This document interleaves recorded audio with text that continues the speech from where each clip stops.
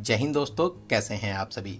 दोस्तों, ऐसे तो हमारे देश में बहुत से हिल स्टेशन हैं, लेकिन मध्य प्रदेश के नर्मदापुरम जिले में स्थित पचमढ़ी की बात ही कुछ और है। यहाँ के प्राकृतिक नज़ारे, ऊंची ऊंची पहाड़ियाँ, बड़े बड़े पार्क, प्राचीन मंदिर, झरने, बहुत सी गुफाएं और शांत वातावरण सभी को अपनी ओर आकर्षित करता है। तभी तो पचमढ़ी को सतपुड़ा की रानी कहा जाता है। तो दोस्तों, आज के इस खास वीडियो में मैं आपको पचमढ़ी में घूमने की संपूर्ण जानकारी बताऊंगा।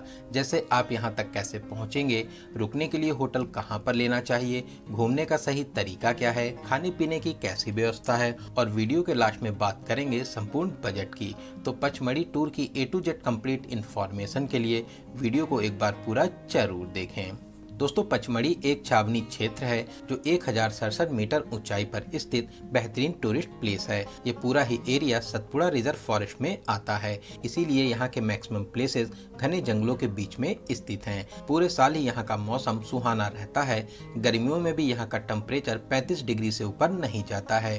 तो चलिए फिर वीडियो में आगे बढ़ते हैं और एकदम शुरू से शुरू करते हैं और जानते हैं आप यहाँ तक कैसे पहुँचेंगे। सबसे पहले बात करते हैं ट्रेन की। यहाँ का नियरेस्ट रेलवे स्टेशन पिपरिया में है, जो पचमढ़ी से 52 किलोमीटर दूर स्थित है। पिपरिया रेलवे स्टेशन के बाहर से ही आपको बसेस, शेयरिंग टैक्सीज और प्राइवेट टैक्सीज मिल जाती हैं। बस में इस दूरी के लिए 80 रुपए, शेयरिंग टैक्सी में 120 से 150 रुपए और प्राइवेट टैक्सी वाले 1000 से 1200 रुपए का चार्ज करते हैं। 18 से 20 किलोमीटर का रास्ता नॉर्मल है और उसके आगे का सफर पहाड़ी रास्तों को पार करके आपको पहुंचना रहता है। वहीं यहां तक भोपाल, इटारसी और इंटर स्टेट बस सर्विस भी चलती है। अगर आपका प्लान फ्लाइट से आने का है तो यहाँ का नियरेस्ट एयरपोर्ट राजा भोजपुर एयरपोर्ट भोपाल में है, जो पचमढ़ी से लगभग 200 किलोमीटर दूर स्थित है। या आप चाहें तो अपनी खुद की कार से भी यहाँ तक आ सकते हैं। बहुत से होटल्स में आपको पार्किंग फैसिलिटीज मिल जाती है। तो चलिए, शानदार सफर पूरा करके अब हम लोग पहुँच चुके हैं पचमढ़ी, और अब हम लोग बात करते हैं रुकने के लिए होटल कहाँ पर लेना चाहिए। दोस्तों, पचमढ़ी एक छोटा सा शहर है। आपको बस स्टैंड के 200 से 300 मीटर रेंज में बहुत से होटल्स मिल जाएंगे। जब आप बस स्टैंड से आगे बढ़ेंगे तो लेफ्ट हैंड साइड पर अरविंद मार्ग, सुभाष मार्ग और पटेल मार्ग है। आप यहां पर होटल ले सकते हैं। यहां पर होटल्स की स्टार्टिंग 1200 से 1500 रुपए में हो जाती है। आप यहां पर 3000, 5000, 10,000 तक के बजट के होटल्स और रिजॉर्ट ले सकते हैं। लेकिन वीकेंड, हॉलीडेज और सीजन पर इन होटल्स के रेट डबल से ट्रिपल हो जाते हैं। तो चलिए, अब हम लोग बात करते हैं यहाँ पर घूमने का सही तरीका क्या है। दोस्तों, यहाँ पर प्लेसेस 8 से 10 किलोमीटर रेंज में हैं और कुछ प्लेसेस के लिए टिकट और परमिशन भी लेना होता है, जो यहाँ के बाइसन लॉज से मिलती है। अगर आप 1 या 2 लोग हैं तो यहाँ पर स्कूटी से घूमना सबसे अच्छा और सस्ता रहता है। वहीं आप 4 से 5 लोग हैं तो जिप्सी बेस्ट ऑप्शन रहता है। पहले दिन हम लोग उन प्लेसेस को कवर करेंगे जहाँ पर टिकट और परमिशन की ज़रूरत नहीं होती है। दोस्तों, सभी होटल्स में आपको स्कूटी मिल जाती हैं। 400 से 500 रुपये का चार्ज करते हैं। पेट्रोल आपको अलग से डलाना रहता है, जो 250 से 300 रुपए का लगता है। इसके अलावा जिप्सी वाले 1500 से 2000 रुपए का चार्ज करते हैं और सीजन पर इनके रेट्स 3000 से 3500 हो जाते हैं। जिप्सी वाले आपको 6 से 7 प्लेसेस को कवर कराते हैं। दोस्तों, आप यहां पर बार्गेनिंग जरूर करें। तो चलिए, सबसे पहले हम लोग चलेंगे पांडव गुफा, जो बस स्टैंड से 3 किलोमीटर दूरी पर स्थित है। दोस्तों, ये पांडव गुफा एक बहुत ही प्राचीन स्मारक है। ऐसा माना जाता है अज्ञातवास के दौरान 5 पांडव यहाँ पर 1 वर्ष तक रुके थे। यहाँ पर 5 गुफाएं हैं, लेकिन 4 गुफाओं को जाली के द्वारा बंद कर दिया गया है। आप उनको बाहर से देख सकते हैं। आप सीढ़ियों के माध्यम से ऊपर आ जाइए। यहाँ से आप बहुत ही प्यारे नज़ारों का आनंद ले सकते हैं। दोस्तों, पचमढ़ी का नाम इन्हीं 5 गुफाओं से पड़ा है। पच का मतलब 5 है और मढ़ी का अर्थ गुफा है। पचमढ़ी को बोलचाल में पंचमढ़ी भी कहते हैं। दोस्तों, यहाँ पर प्यारा सा पार्क भी है, जहाँ पर आप अपनी यादों के लिए प्यारी प्यारी फोटोशूट भी करा सकते हैं। यहाँ पर एंट्री और पार्किंग फ्री है। यहाँ पर आप सुबह 8 बजे से 6 बजे तक घूम सकते हैं। तो चलिए, अब हम लोग चलेंगे हांडी को, जो यहाँ से लगभग 4.5 किलोमीटर दूर स्थित है। ये एक शांत और हरी भरी चट्टानों वाली 300 फीट गहरी घाटी है। यहाँ के बेहतरीन नज़ारे आपको बहुत ही अच्छे लगेंगे। यहाँ पर चिल्लाने से आपकी आवाज़ वापस भी आती है, इसीलिए इसको इको पॉइंट भी कहते हैं। यहाँ पर आसपास पूरा जंगल का एरिया है, आप चाहें तो यहाँ पर घूम भी सकते हैं। हांडी खो के पास में ही आपको खाने पीने की कुछ दुकानें भी मिल जाती हैं। तो चलिए अब हम लोग चलते हैं प्रियदर्शनी पॉइंट, जिसे इको पॉइंट भी कहते हैं, जो यहाँ से लगभग 1.5 किलोमीटर दूर स्थित है। दोस्तों मेन रोड से लगभग 300 मीटर चलकर आप प्रियदर्शनी इको पॉइंट के पास में आ जाएंगे। ये पॉइंट सच में लाजवाब व्यूज देता है। दूर तक फैली पहाड़ियाँ और बीच में गहरी खाई आपको आकर्षित करेगी। आप यहाँ पर आराम से 20 से 30 मिनट घूम सकते हैं। तो यहाँ पर घूमने के बाद में हम लोग आगे बढ़कर 6 किलोमीटर पहाड़ी रास्तों को पार करके आ चुके हैं गुप्त महादेव मंदिर के पास में। दोस्तों यहाँ पर 20 रुपए का पार्किंग चार्ज करते हैं। स्कूटी को ऊपर ही रोक देते हैं, वहीं कार और जिप्सी वाले 100 मीटर नीचे तक जा सकते हैं। 200 मीटर चलकर आप गुप्त महादेव मंदिर के पास में आ जाएंगे। दोस्तों ये बहुत ही प्राचीन और अलौकिक मंदिर है। यहाँ पर महादेव एक पतली सी गुफा के अंदर विराजमान है। गुफा के प्रवेश द्वार पर ही हनुमान जी विराजमान हैं। आप उनका आशीर्वाद प्राप्त करके गुफा में प्रवेश कर सकते हैं।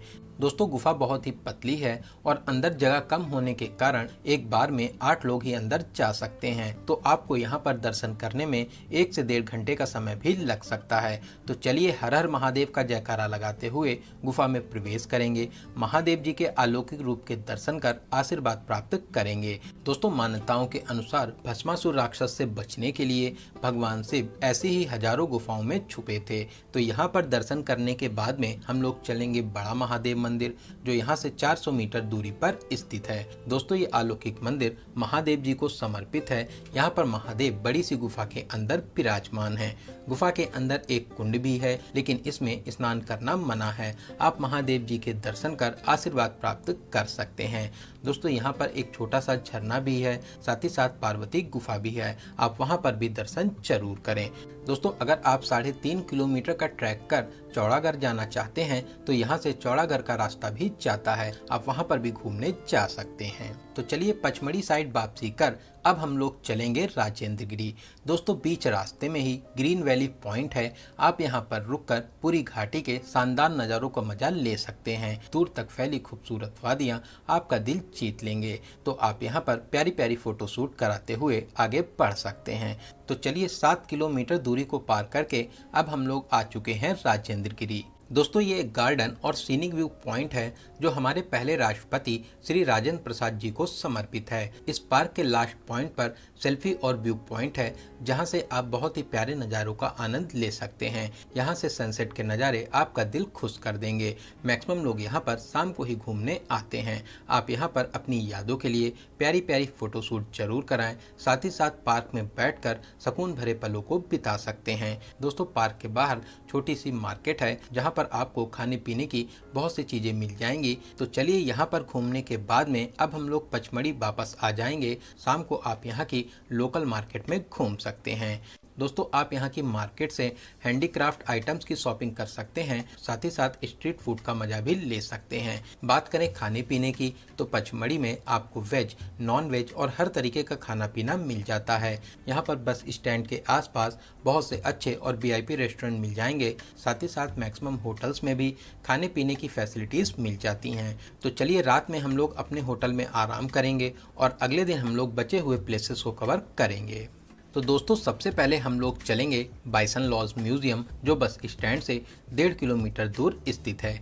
यहाँ पर 20 वाटरफॉल और रीचगढ़ साइट के सभी प्लेसेस के लिए टिकट और परमिशन मिलती है। साथ ही साथ यहाँ पर जिप्सी की बुकिंग भी होती है। जिप्सी में 6 लोग बैठ सकते हैं, जिसके लिए 3,260 रुपए का चार्ज रहता है। इसमें सभी टिकट्स और गाइड इंक्लूड होता है। यहाँ पर गाइड कंपलसरी है। अगर आप अकेले हैं या 2 से 3 लोग हैं, आप यहाँ पर और लोगों से बात कर लीजिए, लोग आराम से मिल जाते हैं। आप शेयरिंग से भी जिप्सी में जा सकते हैं। वहीं अगर आप स्कूटी से जाना चाहते हैं तो इसके लिए 35 रुपए पर पर्सन का चार्ज लगता है।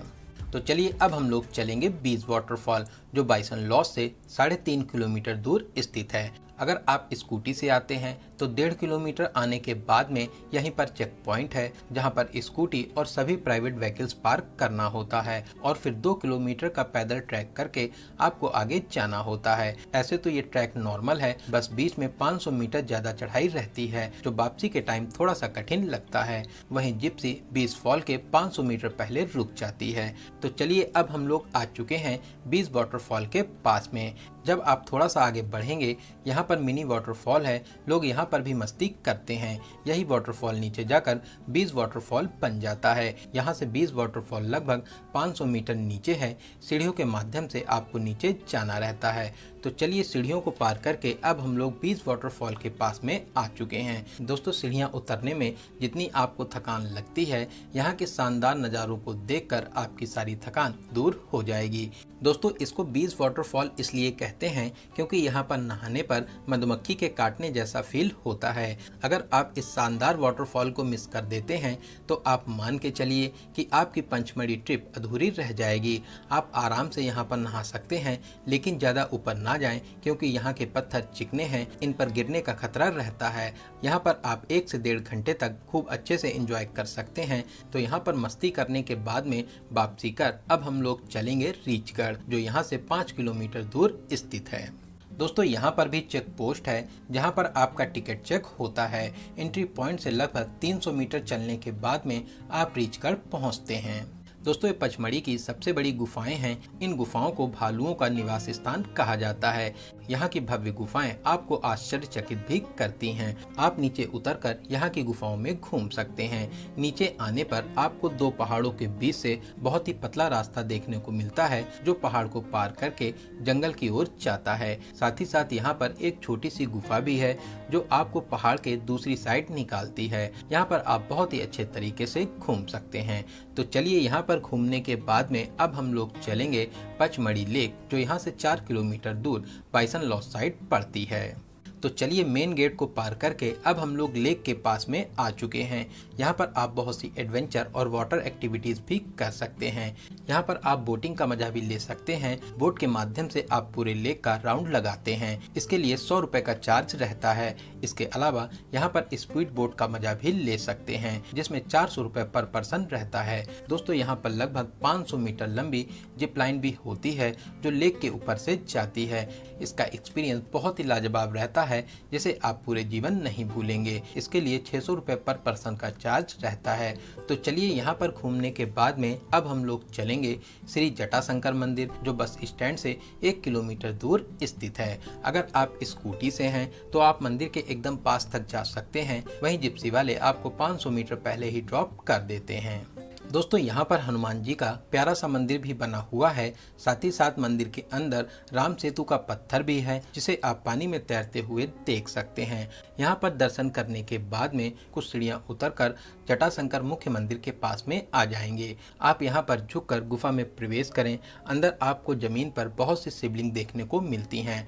इनके दर्शन करने के साथ साथ मुख्य मंदिर में दर्शन कर आशीर्वाद प्राप्त कर सकते हैं। दोस्तों, यहाँ पर 2 पहाड़ों के बीच में एक शिला फंसी हुई है, जिसको ध्यान से देखने पर हनुमान जी का मुख प्रतीत होता है। आप यहाँ पर आसपास के नज़ारों को देखकर दंग रह जाएंगे। ऐसे नज़ारे आपने जीवन में शायद ही पहले कभी देखे हों। तो दोस्तों, इन सभी प्रमुख मंदिरों के अलावा आप सिल्वर वाटरफॉल, अप्सरा वाटरफॉल और धूपगढ़ सनसेट पॉइंट भी जा सकते हैं। इन प्लेसेस पर दर्शन करने के बाद में फिर आप अपने घर के लिए वापसी कर लीजिए। चलिए दोस्तों, अब हम लोग बात करते हैं यहाँ पर आने का सबसे अच्छा समय कौन सा रहता है। दोस्तों, ऐसे तो आप पूरे साल कभी भी यहाँ पर आ सकते हैं। यहाँ पर हमेशा ही मौसम सुहाना रहता है। सबसे अच्छे समय की बात करें तो अक्टूबर से जून तक का समय सबसे अच्छा रहता है। आप कभी भी यहाँ पर आकर अच्छे से एंजॉय कर सकते हैं।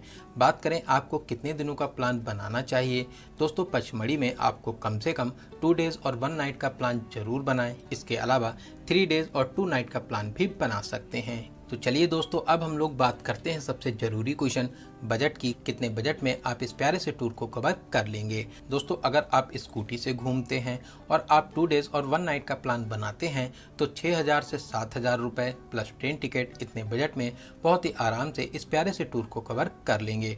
वहीं अगर आप जिप्सी से घूमते हैं और आप 2 से 3 लोग हैं तो 8,000 से 10,000 रुपए प्लस ट्रेन टिकट इतने बजट में आप आराम से इस प्यारे से टूर को कवर कर लेंगे। तो दोस्तों, पचमढ़ी टूर से रिलेटेड हर एक छोटी बड़ी जानकारी को मैंने आपको बहुत ही अच्छे और सही से देने की पूरी कोशिश की है। अगर आपके फिर भी कोई क्वेश्चन रह जाते हैं तो आप हमें कमेंट के माध्यम से पूछ सकते हैं।